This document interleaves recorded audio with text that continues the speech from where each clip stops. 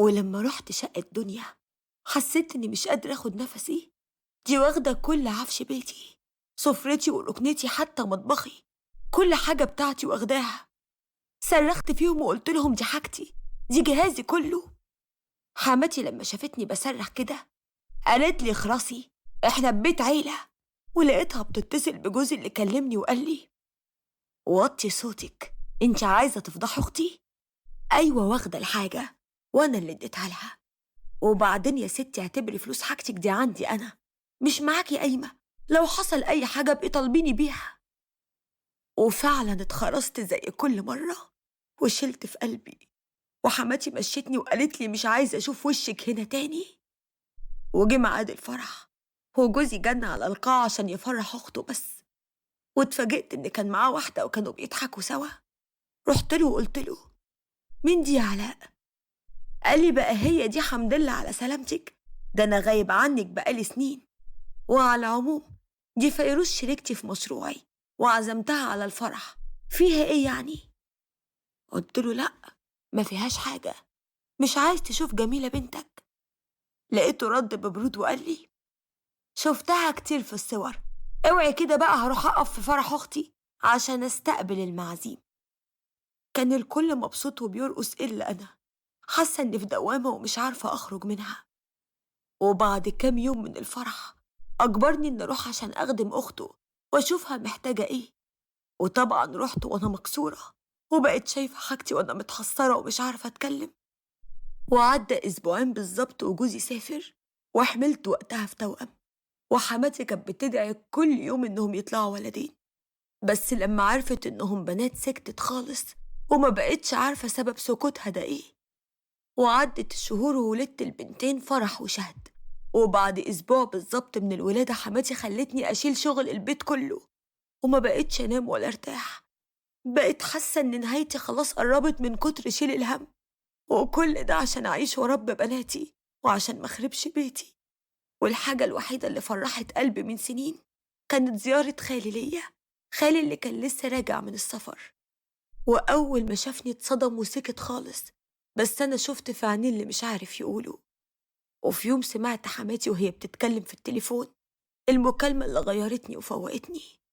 لقيت حماتي بتقول لابنها بقول لك ايه، عيش حياتك انت يا حبيبي، عيشها مع فيروز مراتك الحلوة.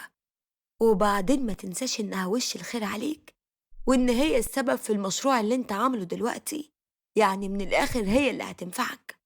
أما بقى اللي عندي دي فخليها لخدمة وتربية البنات، ده حتى حتة الواد ما عرفتش تجيبه، خليها بقى كده تقضي حياتها تخدم وبس.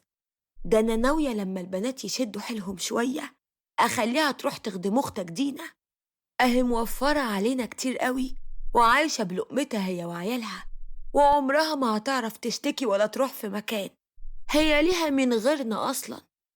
أمها رميها عشان خاطر النانوس جوزها. دخلت عليها والأول مرة أبقى قوية وقلت لها منك لله، انت استحالة تكوني إنسانة، انت شطانة، انت مين انت عشان تقوي ابنك عليا قوي كده وتخليني خدامة ليك انت وبنتك؟ أنا استحملت منكم كتير قوي، بس خلاص أنا مش هسكت ولا هستحمل تاني.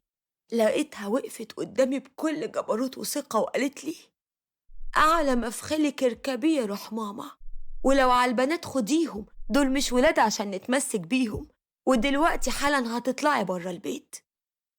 وحماتي بكل قسوة خرجتني من البيت أنا وبناتي بلبس البيت. بقيت أترجاها تديني حتى لبس البنات، رفضت وقالت لي ملكيش حاجة عندنا. بقيت ماسكة بناتي التلاتة وأنا مش عارفة هروح بيهم فين، وخفت أروح لأمي بسبب جوزها واللي ممكن يعمله فيا. وفجأة افتكرت خالي الشيخ أحمد ونظراته ليا لما زارني، ولقيت رجلي واخداني لحد بيته، وهو أصلا كان عايش لوحده بعد ما جوز ولاده الاتنين. ولما رحت له حكيت له كل اللي حصل لي، رد وقال لي لا حول ولا قوة إلا بالله، أنا كنت حاسس لما جيتلك يا بنتي، كنت حاسس إنك مقهورة بس مرضتش أتدخل عشان ما كنتش سبب خراب. هي الناس دي مش عارفة إن ربنا موجود وشاهد ومطلع. على العموم يا بنتي ما تشيليش هم، أنا هقف معاكي وهشيلك في عيني أنتي وبناتي. يا بنت الغالي، وأمك دي ربنا يسامحها ويهديها لنفسها.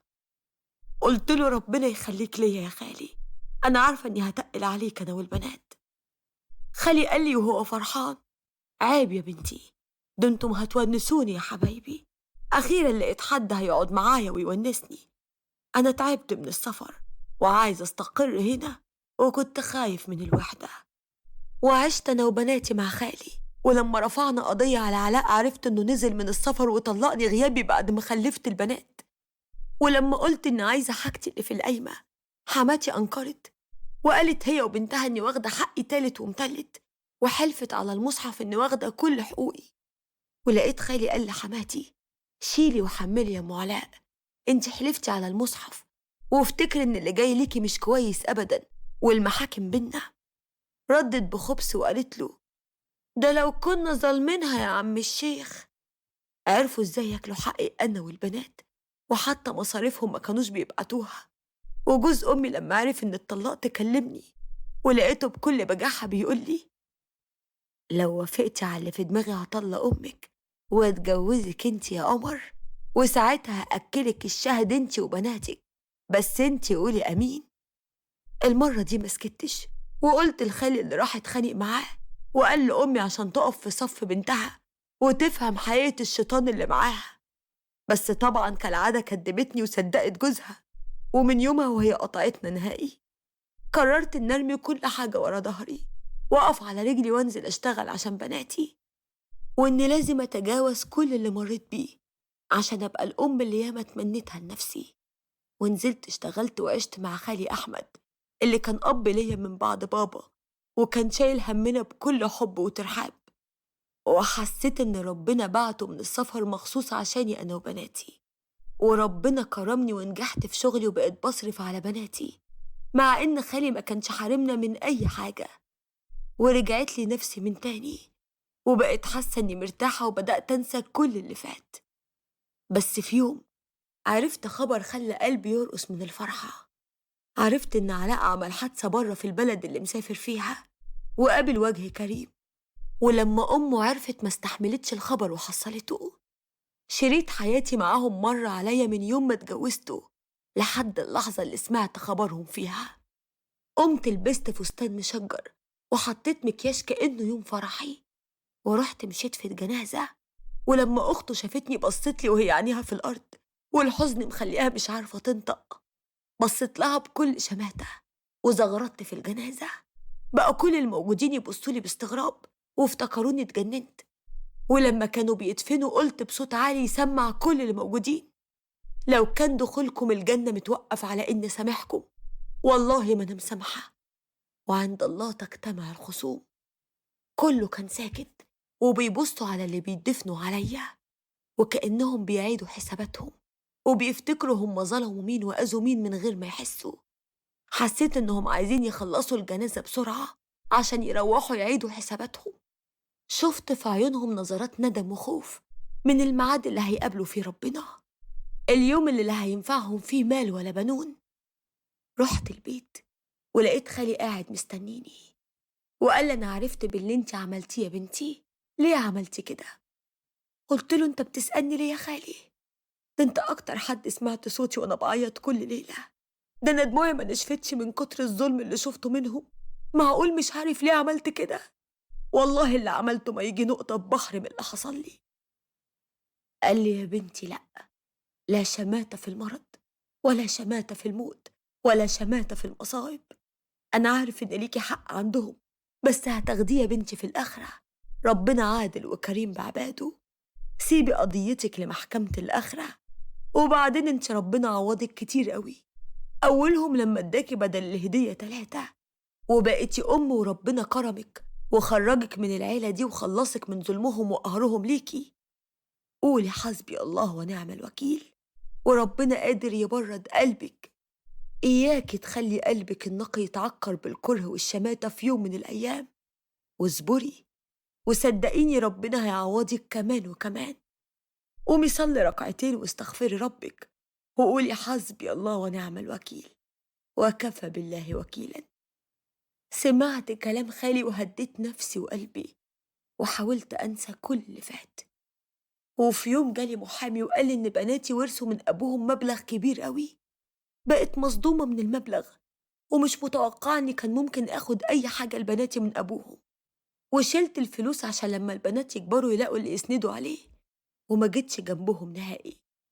وعدت السنين وأنا عايشة لبناتي، وبشتغل وبشقى عشانهم وبس، وبقيت أشوفهم بيكبروا قصاد عيني، وحنيتهم عليا كانت بتزيد أكتر وأكتر. عرفت وقتها معنى كلام خالي، إن ربنا عوضني بتلات هدايا، وإن أي حاجة غير كده كانت هتبقى وهم. وبتمنى أشوفهم مبسوطين في حياتهم، ويا رب، يا رب اجعل حظهم أحسن من حظي. عشان كده أنا جاية أقول لكم إن دعوة المظلوم لما بتطلع من القلب بتبقى مستجابة، وقادر ربنا يبدل حالك وخوفك. اوعى تستهون بدعوة المظلوم. ورسالة لكل واحد فاكر إن الحياة دايما له: استقوى براحتك وتجبر، بس تفتكر هتقدر تهرب من ربنا يوم العرض عليه. فكر في سؤالي كويس.